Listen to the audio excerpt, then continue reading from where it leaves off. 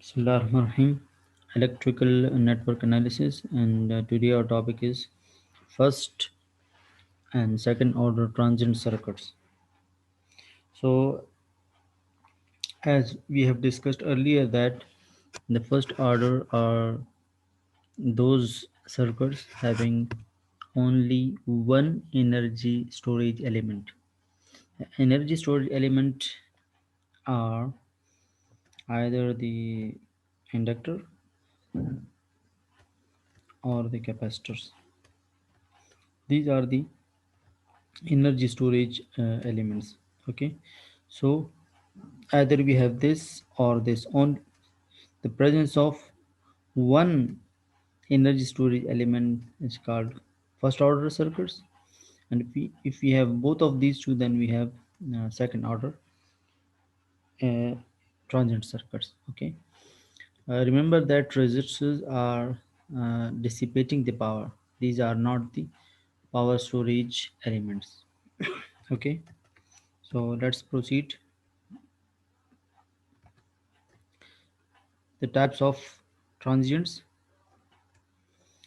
Single energy transients. Single energy transients are those in which only one form of energy, either electromagnetic means the inductor or electrostatic means the capacitor, is involved as RL or RC circuits.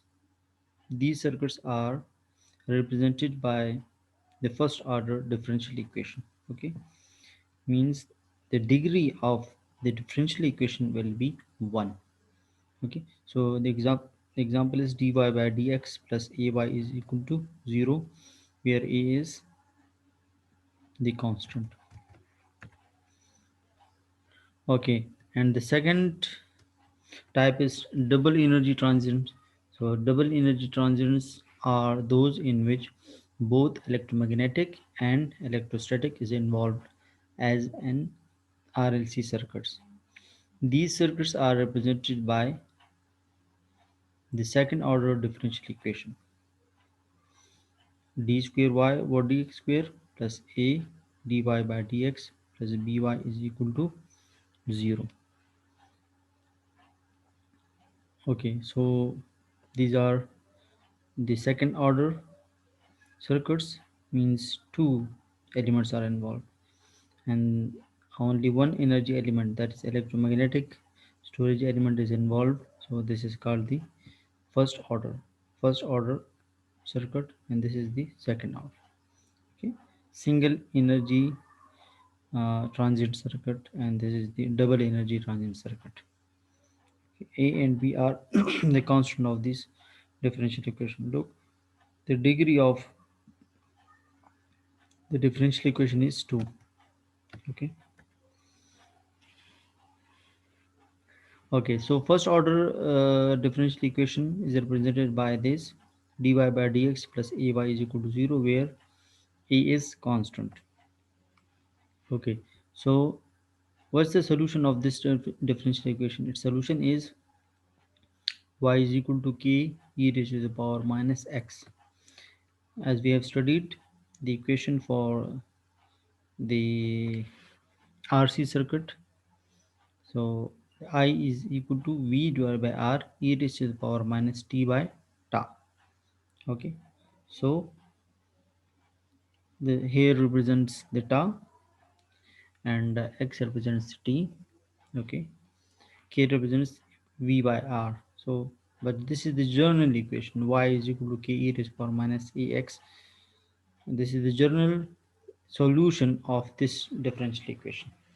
Okay, so we can convert this general equation in term of our applied side or applied transient circuit.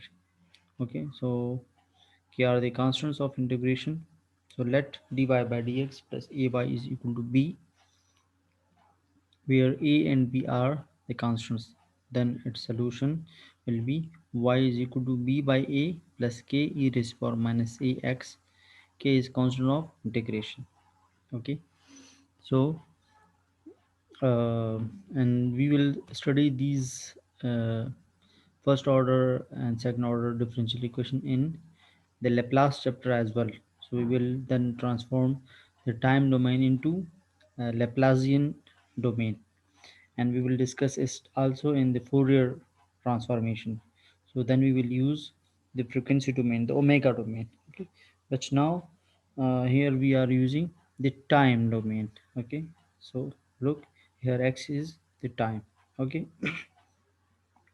now in the second order differential equation, d square y over dx square plus a dy by dx plus by is equal to 0,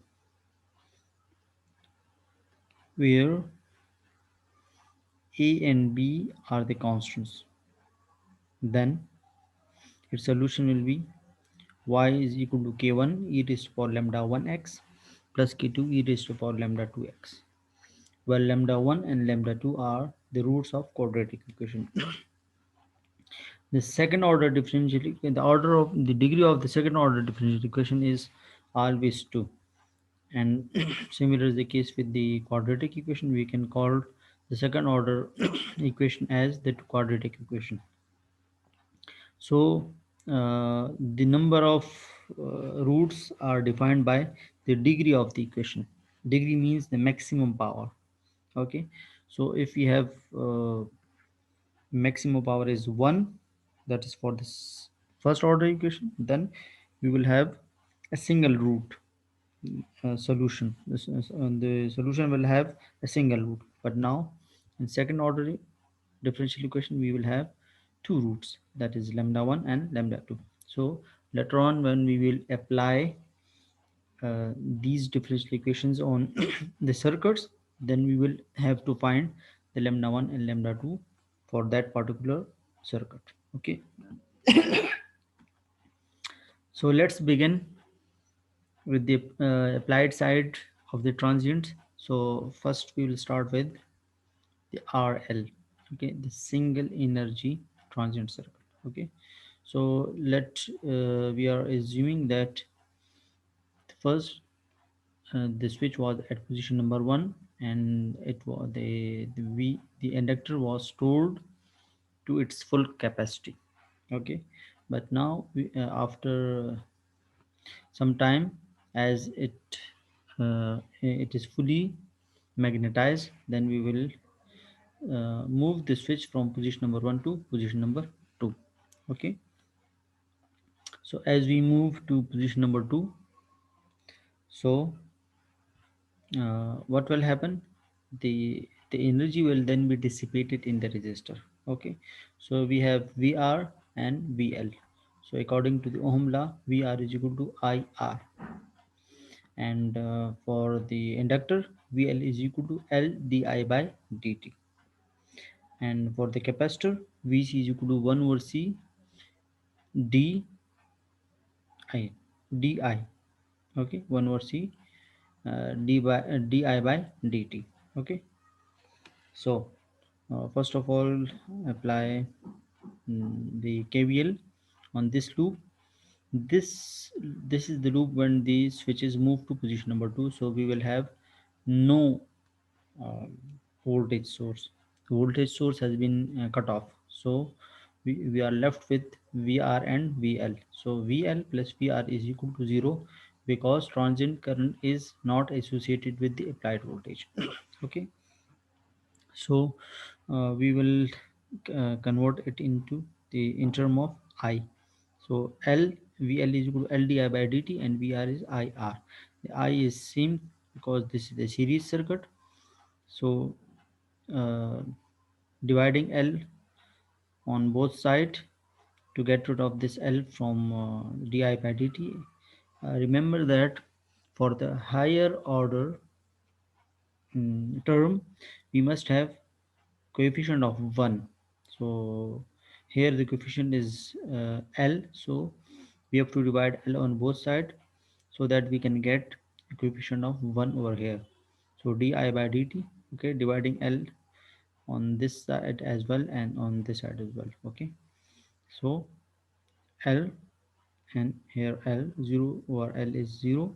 Okay, actually the L is divided on whole term, so after multiplying 1 over L to this term we will get 1. After multiplying 1 over L to this term we will get R by L of I. Okay, so its solution is I is equal to I naught e raised to power minus t by tau, where tau is L by R. So remember the tau for the tau for RC circuit is equal to R into C, and tau for RL circuit is equal to L by R. L by R. Okay, so here is RL circuit, so the tau will be L by R.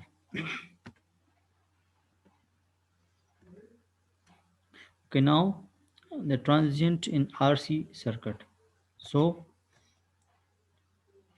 switching, first of all we are assuming that when the switch was at position number 1 the capacitor was fully charged, but then we are switching to position number 2.